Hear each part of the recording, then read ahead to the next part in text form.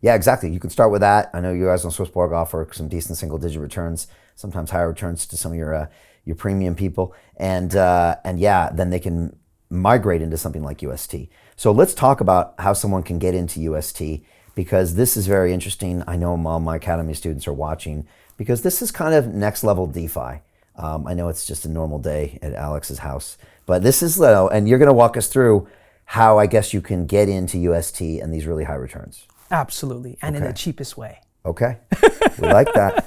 We like that. And I've seen these apps on your laptop, so I know this is all real. So, all right, walk us through what's happening on this line. All right, so first step, guys, if you're interested in getting 19 to 20% on Terra, which I find very, very interesting and a great opportunity, you need to download the Terra Station, which is the Terra wallet. And it's probably the best wallet in crypto across all L1s. It's very easy to understand, and it has all the information that you need in a beautiful UX, UI presented way. So once you have the Terra wallet, what we need here, Brian, is to send UST to the Terra chain, right? So in step 2, if you don't use MetaMask, I'll maybe start with an easier way. So there's some centralized exchanges. You can simply buy UST on Binance, you can buy it on KuCoin, and then when you withdraw, you simply choose the Terra network. Right. And then you send it to your Televault via the Terra network, right? Exactly. And it's more people. Most people just default to the Ethereum network, so they just need to know you're going to need a different network for this coin. Newbies to this space, just everything's on the ERC20, and so you have to know you can buy it on that centralized exchange and then send it via Terra network right to your wallet. So that is one option. That is one option, and that would erase 2, 3, and step 4. Right. Now, that's all good. That being said, I'd say most people today have MetaMask wallets. Yeah. If you know me, you have a MetaMask wallet. Yeah. So my daughter, 17, has a MetaMask wallet. My mom, she's 78, has a MetaMask wallet. My wife has a MetaMask wallet. My doorman has a MetaMask wallet. My masseuse has a MetaMask wallet. So I get them all set up and I send them some stablecoin. And all my students have MetaMask wallets. So it's a great hot wallet to have. And I'd say a lot of people have it. It's really simple to use. Yeah, there's no KYC. Exactly. And so again, it's something I think a lot of people will be familiar with. And I think that's why you're going to show us on step 2 how you can exactly. access. And I know you're all about DeFi as well with the academy and everything. So it's great to show the DeFi way as well, right? Without which means, I mean, and again, all these people I'm talking about, literally, like my doorman downstairs, I was like, okay, I keep telling him crypto is the future, and he's like, yeah. And I'm like, get your phone out, get MetaMask wallet, get your password sorted, and I literally kick his QR code and I send him, $100 a stablecoin. And it's like, boom. So it's something that anybody can get right now.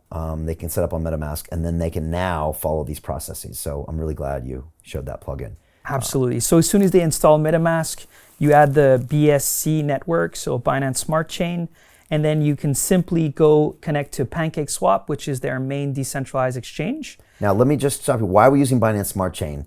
Is it because of the fees, I'm guessing? Okay. Because if you start at MetaMask, the default network is Ethereum. It's network, Ethereum. Isn't it? Which is, again, the original smart contract network, the one that previously did the bulk of DeFi. DeFi Summer was probably all around that Ethereum chain. But Ethereum's a bit of a victim of its own success. Gas fees are high. Transaction speeds are a little slow.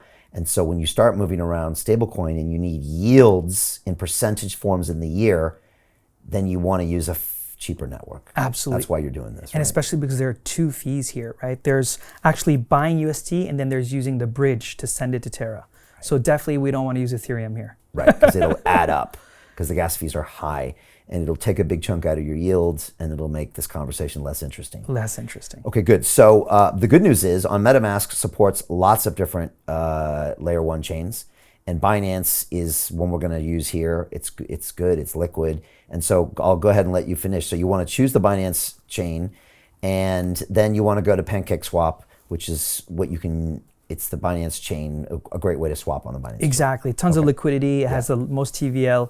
So you just go on PancakeSwap, and then you just buy UST there, right? You transact everything from Ethereum or whatever token you have, and you can swap it, or BNB. I think BNB is the easiest because it's the same chain. If you have some BNB or USDT, whatever you want to use, you go through Binance Smart Chain, you swap it for UST, because then the next step after using the DEX is simply to bridge. So the reason why we need a bridge is because Terra is not an Ethereum compatible. It's not an EVM chain. So EVM stands for Ethereum Virtual Machine, which means that layer one is almost simulating the Ethereum environment. So you can have all those protocols, but Terra doesn't have that, so you need a bridge. you need a bridge. Right. Exactly. So what happens here, Brian, and as you know, we're going to send UST from the Binance Smart Chain. We're going to bridge it to Terra. And then that lands into your Terra Station wallet. And then the last step here is you go on to the Anchor protocol. And the last image you can see in number 5, step 5, it's a really easy UI and UX, right? You simply go on the Earn tab, and then you deposit your funds, and basta. It's done. It's really simple. Is Anchor like Aave for Terra? Exactly. Okay, so it's basically a yield platform that's specializing in this layer one. Exactly. And they're very deeply tied in with the Terra protocol founder. They know each other. Okay. It's not just a random anonymous guy. But you get to choose where to get your yield. It's not like just offered to you on the Terra wallets. So you can go and actually say, okay, I'm going to go get my yield here.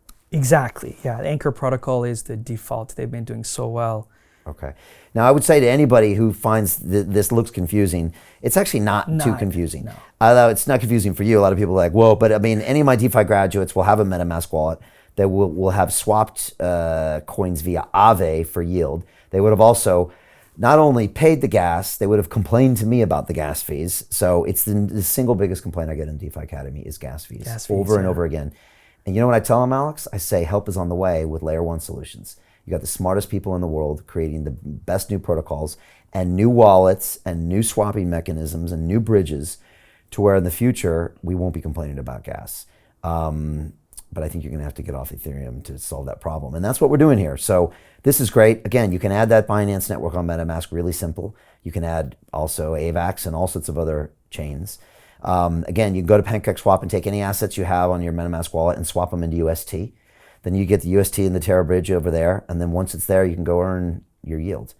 And this is worth doing for anybody listening right now. Because also just by doing this process, you just got an education in DeFi, layer one.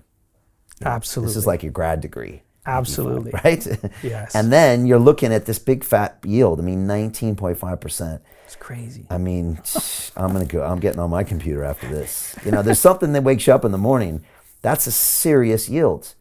You know, I mean, that compounding, that doubles your money in probably like 4 years. And this is a US dollar locked stablecoin. It's the single safest currency in the world. And people talk a lot of rubbish about the US dollar. And yes, they printed way too much money. And yes, they shouldn't be quantitative easing. But it's still the safest currency in the world. And it's backed by the full faith and credit of the United States of America. And the tanks will roll in. And we see now in times of crises, what happens to other currencies, like the ruble. Which again was the second largest power in the world a couple decades ago. Now its currency falls 30% in one day, 40% in one day, if you can even get it out. Absolutely. And just to give a bit of perspective, right, with these yields, Brian, if you put $200,000, I know that's a lot of money, but I just want to give a bit of perspective. Someone who puts $200,000, they're going to earn $4,000 roughly every single month doing zilch. Absolutely nothing. So if you put $100,000, you're earning $2,000 a month doing absolutely nothing. So yes, there's risk in everything. Everything can go to zero. But again, if you don't take risk, you know, you're not going to make money either. So there's that balance as well. But that gives a bit of perspective of how much DeFi can do for passing on the wealth to the middle class, the normal people.